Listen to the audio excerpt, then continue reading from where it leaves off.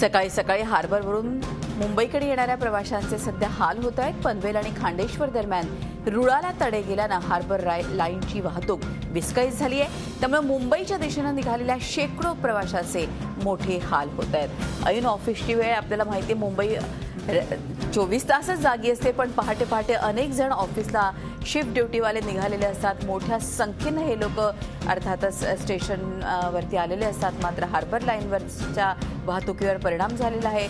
पनवेल आणि खांदेश्वर दरम्यान रुळाला तडे गेलेले आहेत। आपले प्रतिनिधी अमोल परास्पे आपल्याबरोबर आहे। अमोल, आपण बघतोय की रुळाला तडे गेल्याने ही घटना घडली आहे। काही कळतं आहे का प्रशासनाकडून कधीपर्यंत अर्थातच हे रिपेअर करण्यात येईल आणि ऐन ऑफिसच्या वेळी लोकांना फारच त्रास होत असेल?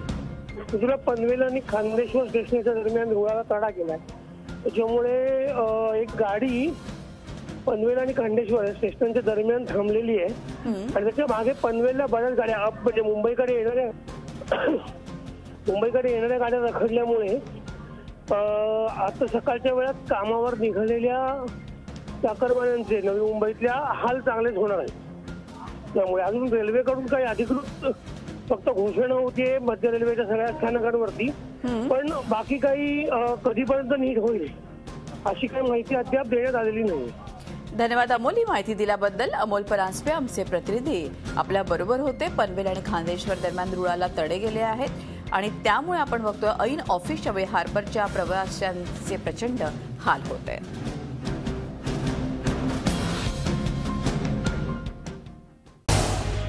झी 24 तास रहा एक पाऊल पुढे।